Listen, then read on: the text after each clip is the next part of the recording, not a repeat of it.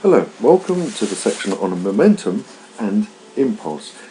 The thing you probably know about is momentum, but you probably don't know about impulse. So we'll be looking at both of those now.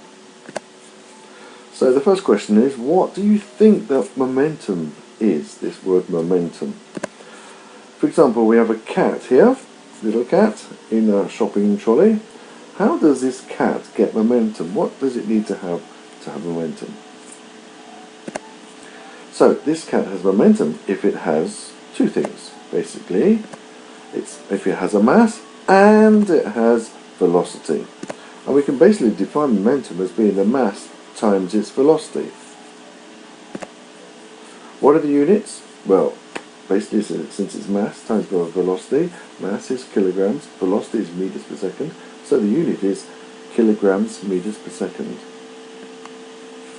Now let's take an example of this cat here. Here we go. Yeah, it's got a speed of 2 meters per second. It's got a mass of, let's say, 5 kilograms, since it's a little cat.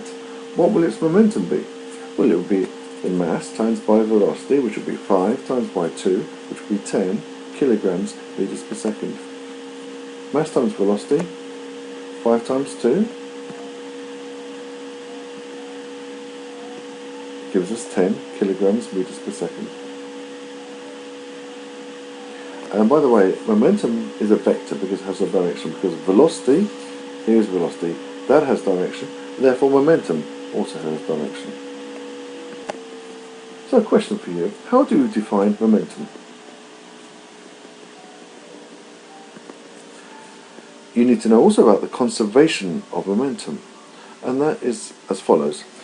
If there's an interaction or collision between two bodies, the total momentum before the collision must be the total momentum after the collision, provided that it's isolated. In other words, there are no other forces involved in this collision. And we'll look at an example of this with these colliding cats. Now, before, we have a cat which is going to come in from the left, which is going at which is a 5 kilogram cat going at 2 meters per second, so his momentum is 10 kilograms meters per second. The momentum of this cat here is 0. Why is the momentum 0? Because the velocity is 0. Remember, it's mass times by velocity. So the momentum of this one is 0. So what's going to come here is that the cat is going to come in from the left. Here he goes. What do we have afterwards? Well, the first cat afterwards, the momentum is 0. The cat on the second one afterwards, his momentum will be 10 kilometers, his momentum afterwards will be 10 kilograms meters per second, because the momentum from the first cat is transferred to the second cat. Notice that before the momentum is 10 kilograms meters per second, afterwards it must also be 10 kilograms meters per second. The total momentum before is equal to the total momentum afterwards. What happens if the cats stick together, as they tend to do? So let's do the same thing again. You have a momentum from a cat coming from the left, which is at 10 kilograms meters per second. The second cat here is at rest, so his momentum is 0. So what's going to happen now? We have to try to figure out what will be the final momentum. Well, the conservation of momentum tells us that the 10 kilograms meters per second before the collision must be equal to the total momentum afterwards, which is 10 kilograms meters per second. But what is the mass? What will the velocity be? Here comes the first cat, collides, and they stick together and then move together away. Now, afterwards we have this situation. The final momentum we know must be 10 kilograms meters per second. We know that 10, therefore, is equal to m times by v. But now the mass is not just one mass of the cat, it's 2 of them. So the total mass is equal to 10, but we don't know the velocity. So the 10 kilograms meters per second will be 10 times by v. So the velocity must be 1 meter per second. So basically the speed is halved. But the final momentum must be equal to the initial momentum.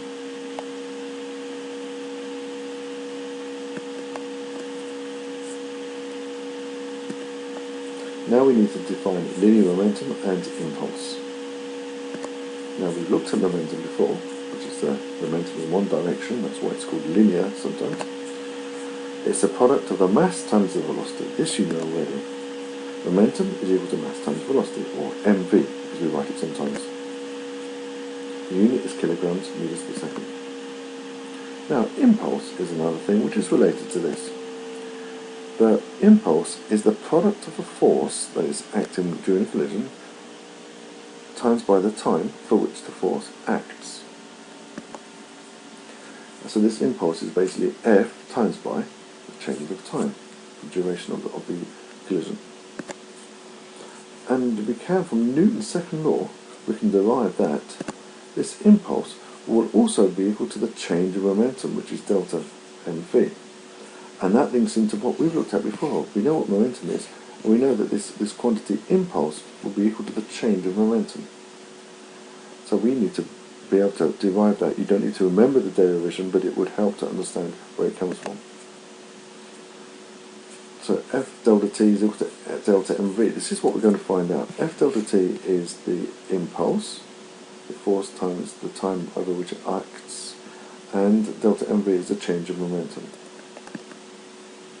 So let's look at the derivation of the impulse from Newton's second law.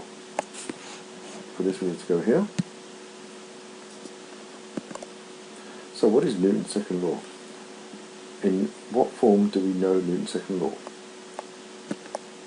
We know that as F is equal to ma. Let's redefine acceleration as the change of velocity divided by change in time. So F is equal to m times delta v divided by delta t. The next thing is, let's move the time to the other side, multiply both sides by delta t. We end up with F delta t is equal to m delta v. Or in other words, F delta t is equal to delta mv. So here we have it. The impulse F delta t is equal to delta mv. This is the change of momentum. This is the impulse. So the impulse is equal to the change of momentum. So, to summarize, momentum, impulse. Momentum is the mass times the velocity.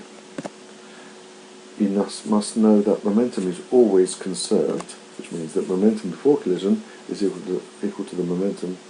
The momentum before collision is equal to the momentum after collision, provided there are no external forces. And the last one is the impulse is equal to the force times time for which the force acts, and it's also equal to the change of momentum.